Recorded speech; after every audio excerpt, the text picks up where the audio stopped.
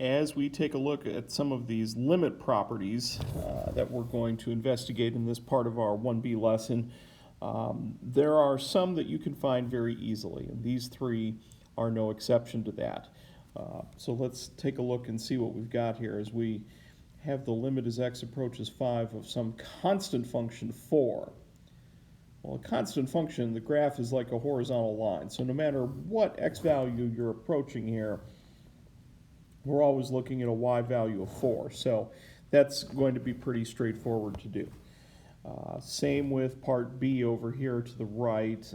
As we approach an x value of -6, well, we've got an x to plug into, and if we just plug in -6, we get -6 as our answer. This is just not really terribly stunning here, and neither is part C, because once again we have an x to plug into, and the cubic function is always continuous, so it's not like we have to worry about any holes or breaks or foolishness like that. So 4 to the third, 64.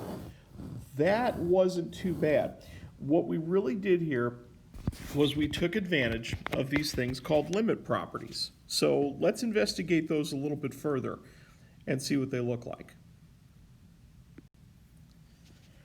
Okay. And just like other things in math, limits obey properties, and they just seem pretty obvious to most people, and you sort of take them for granted until you really have to apply them. Now, where would you really have to apply the limit properties? Well, if you run into a situation where you don't have the formula for your function, and the place where they are guilty of this the most is the AP test. They love to throw you questions where they don't give you a function's formula and they give you some basic details about it, and you're supposed to sort of figure it out. So in order to crack that, let's look at these limit properties here. So we're going to start out with the assumption that if we have a function f of x and we approach some number c, the limit is L. And for g of x, as we approach c, that limit is m.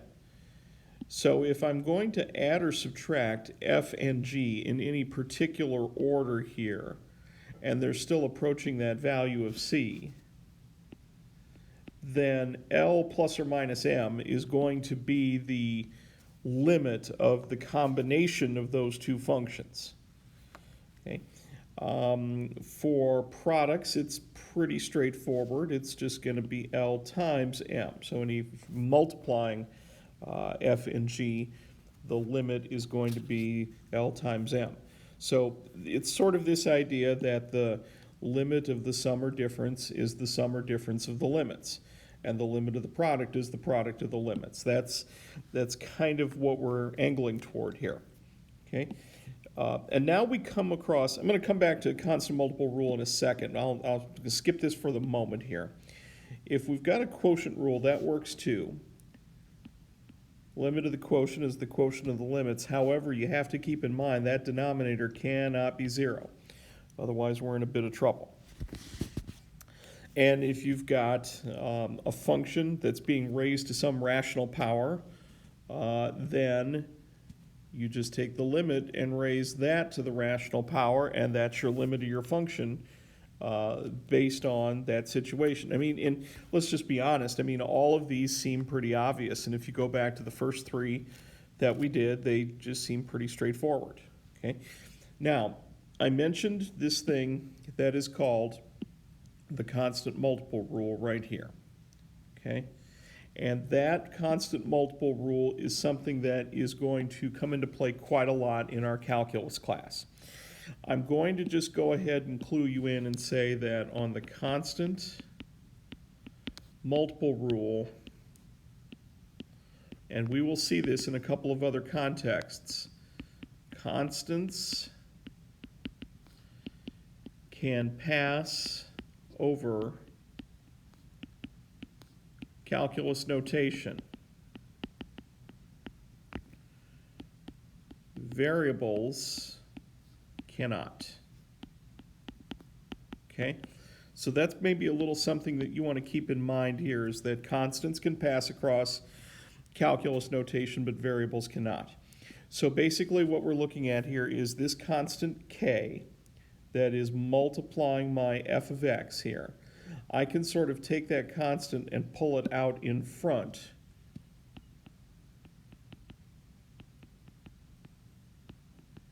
Okay, now I can't do this with the function for two reasons. Number one, I don't know exactly what the function's formula is. And number two, if there are variables involved, they couldn't pass across the limit symbol anyway.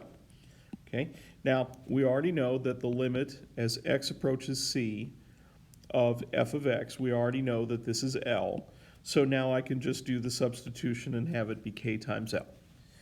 All right, that's a quick little zip through of the properties. Let's go ahead and maybe see if we can apply them in context here.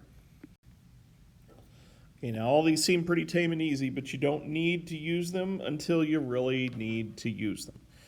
And one way that the AP test loves to try to trick students is with questions that don't have a function other than in name only. And this is what we're running into here. We've got two functions, f and g, and we don't know anything about f of x other than the limit as we approach a is -3. And on g, we don't know anything about this function other than the limit as we approach a is 4. So this is where I can use my properties because I know what those limits are. This is like my L and this is like my M from that previous panel. So if it's the difference, then the limit of the difference is the difference of the limits. Okay? Or for part B here, I can take this constant, once again, constant multiple rule, pull that out in front. And that's going to be 2 times the limit as x approaches a of f of x, which is going to be 2 times -3 because we've already established what that limit is. And there it is, -6 for your answer to part B. Quotient, pretty easy to do. It's just the quotient of the limits. Since g is in the numerator, we'll take 4 over -3 and just kind of take care of the negative sign all in one shot there. And I can take g of x and raise it to the 1/2 power, or the limit, and raise it to the 1/2 power. And we all know that's really the same thing as the square root, resulting in 2. So you can see that these properties are not easy, or not hard rather, to apply, but you just don't need them until you really need them. Okay, folks, that'll take care of this video.